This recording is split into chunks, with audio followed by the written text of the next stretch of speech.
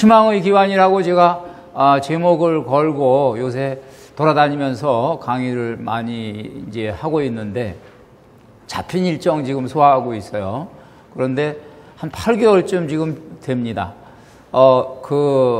여러분들의 반응, 리액션이 좀 있었는데 특히 이 기자분들이 이제 여기에 대해서 인터뷰 요청을 좀 해서 대화를 많이 나눌 기회가 있었어요.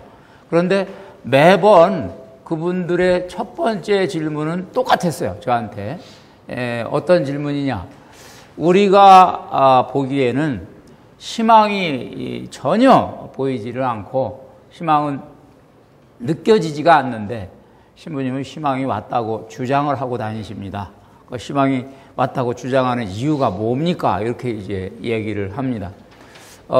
여러분 같으면은 만약에 이런 질문을 받으면 어떻게 대답을 하실지 생각을 좀 해보세요. 희망이 보이지 않는데 희망이 왔다고 얘기할 수 있는 근거는 뭐냐? 아마 직관적으로 누구든지 뭔가는 감을 잡고 있어요. 지금 이제. 그래서 그걸 제가 대표로 표현을 좀 해보면 우리들에게 희망은 두 가지 방향에서 온다. 밖에서 오는 희망이 있죠. 이런 희망을 우리가 기다리는데 훨씬 익숙해요. 밖에서 오는 희망을 기다리는데. 그래서 뭐 경기가 언제나 좋아지려나, 우리나라 정치 상황이 언제나 개선이 되려나, 뭐 여러 가지들 하여간 변수를 외부에서 찾아요. 외부에서 좋은 일이 생겨서 좀 미래 전망이 좋아지면은 희망이 왔다, 이런 표현들을 씁니다.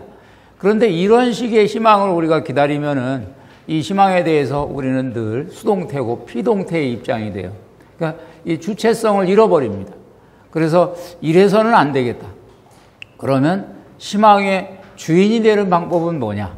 우리 안에서 생겨나는 그 희망을 잘 갈무리하고, 아니면 희망이 없다면 없는 희망을 만들어서 이 희망이 이루어지도록 이렇게 추구하는 것, 추진하는 것, 이것이 바로 희망의 주체성을 확보하는 일이다. 이게 오늘 희망의 기환의 핵심적인 메시지입니다. 그리고 혹시 지금 시작입니다만은 뭐 어제 그제 경무에 시달리셔가지고 또 강의를 듣다가 보면요, 아무리 또 이 정신을 차려도 졸려요. 그래서 지금 또 점심도 드시고 그래서 졸음이 오시는 분들을 위해서 제가 미리 두 갈식으로 결론을 말씀을 드릴 테니까 여기까지만 들으시고 주무시면 되겠어요. 결론을 말씀드립니다.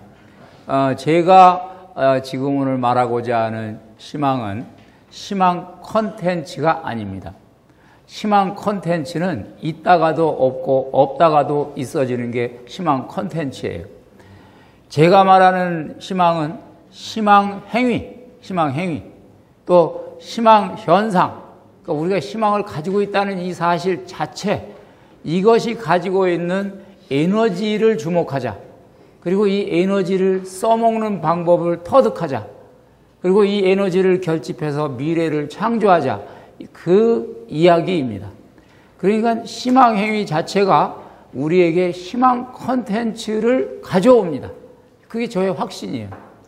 그러니까 희망 행위를 끝까지 붙잡고 우리가 집요하게 추구하면 언젠가 좋은 날이 오게 돼 있다. 여기까지가 결론이니까 지금부터 주무실 분은 주무셔도 무방하겠습니다. 자, 그럼에도 불구하고 희망을 얘기하는 현실 상황은 녹록치 않아요. 냉엄합니다. 우리 20대, 30대 만나보면 많이 지쳐있고 비정한 사회의 쓴맛을 미리 맛봤어요. 40대 노쇠증후군에 시달리고 있고 50대, 60대 메이저리그와 결별 고민에 다 빠져 있어요. 지금 직장에서.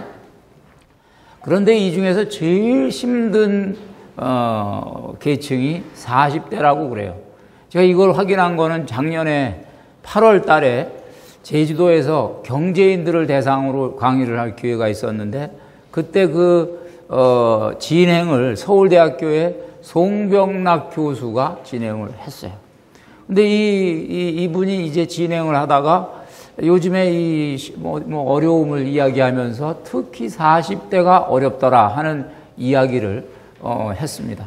제자들을 만나고 확인했다는 거예요. 찾아오는 제자들을 통해서 40대의 고충을 알게 됐다. 그러면서 이런 얘기를 했어요. 40대 어느 이건 말하자면 제자인지 이건 40대입니다. 이분이 이 일 저 일을 하다가 안 돼서 결국 절망을 해서 이제 안 되겠다, 죽자. 그러고 이제 옥상에 올라가서 떨어졌답니다. 떨어졌는데 나무에 걸려서 살았대요. 그래서 사람들이 손가락질하기를 덜 떨어진 놈 그랬다. 이 말이 돼요, 그죠? 떨어지다가 말았어요. 그러고 또 40대가 이제 조기 실직을 해가지고 어떻게 아침에 인력 시장에 나가서 이제 일자리를 찾는데 일자리가 자신이 본인이 경험이 없으니까 첫 번째 날 가가지고 쭈삣쭈삣대다가 결국 놓치고 내가 이제 무조건 손을 든다. 어디서 이제 모집한다고 그러고 있는 찰나에 동물원에 가서 일할 사람 그러더래요. 그래서 손을 번쩍 들고 지원을 했답니다. 그래서 이제 갔는데 거기 가서 내가 해야 될 일이 뭡니까? 그랬더니 요거 입어봐라. 그래서 입었더니 원숭이 탈이랍니다. 그래서 이제 그걸 뭘 해야 됩니까? 원숭이 역할을 하세요. 가서 손님이 오면은 울타리 안에 들어가서 원숭이 역할을 해야 됩니다. 아니 내가 사람인데 나도 자존심이 있지 어떻게 원숭이 역할을 합니까? 그러니까 여기 사정이 있어서 그러니까 좀 봐주세요. 엊그제 여기 원숭이가 한 마리 죽어나가서 주문을 했는데 아직 배달이 안 돼서 그러니까 올 때까지만 좀 해주세요. 그래서 좀 자존심이 좀 살았어요. 올 때까지만 그거 정도야 해줄 수 있다. 그리고 이제 원숭이 역할을 하는데 그날따라 운이 억세게도 나빠가지고 호랑이가 원숭이 울타리 안으로 넘어 들어왔다. 그래서 코너에 몰렸어요. 그래서 이제 감히 쳐다볼 수가 없으니까 눈을 감아버렸어요. 근데 소리가 들리는 거예요. 어허, 넌 얼마 받고 일하냐? 거기도 40대랍니다. 그러니까 그만큼 이제 우리 40대가 어렵다 하는 얘기를 듣고 오죽하면 40대가 이런 말을 만들어서 퍼뜨렸을까? 여기 공감을 좀 했어요. 그래서 이런 상황이라면은 절망을 이야기해도 무방할 상황입니다. 그런데 이제 오늘 말하고자 하는 거는 그럼에도 불구하고 우리는 희망할 수밖에 없는 존재다라는 것을 조금 어필하고 싶어요.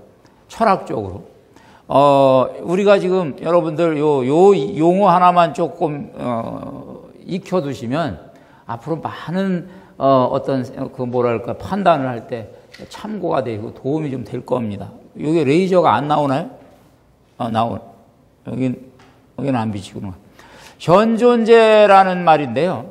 실존 철학을 하는 사람들이 20세기에 발견해낸 개념입니다.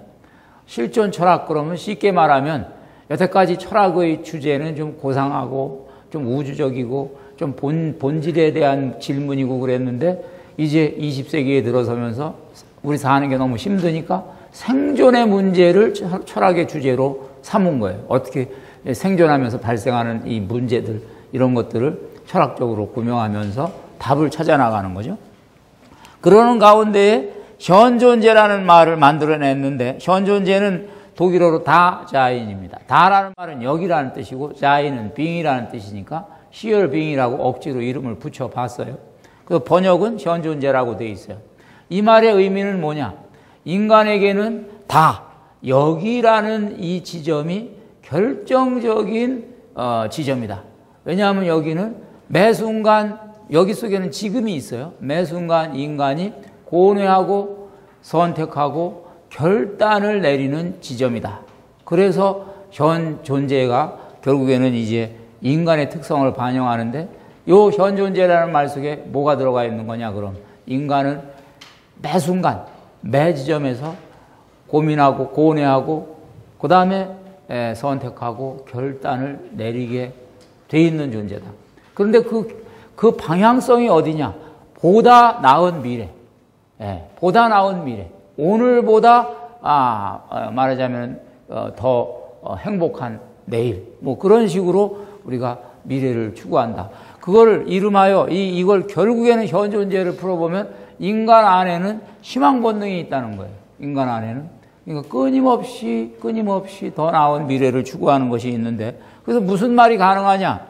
꿈을 접은 순간에도, 희망의 끈을 놓은 순간에도, 우리가 절망을 선언하는 순간에도 결국 희망은 우리를 떠나지 않는다는 거예요. 왜? 본능이니까. 희망은 본능이니까. 그래서 만약에 누가 절망을 선언한다면, 난 절망이야, 난 희망 이제 안 가져, 이렇게 선언한다면 꼭 뭐하고 똑같냐 하면, 난 앞으로 밥을 안 먹을 거야 하고 똑같은 거예요. 밥을 안 먹을 거야 아무리 말을 해도 먹게 생겨 먹었어요. 밥을 먹게 돼 있어요. 그래서 본능이니까. 그래서 이렇게 돼 있는데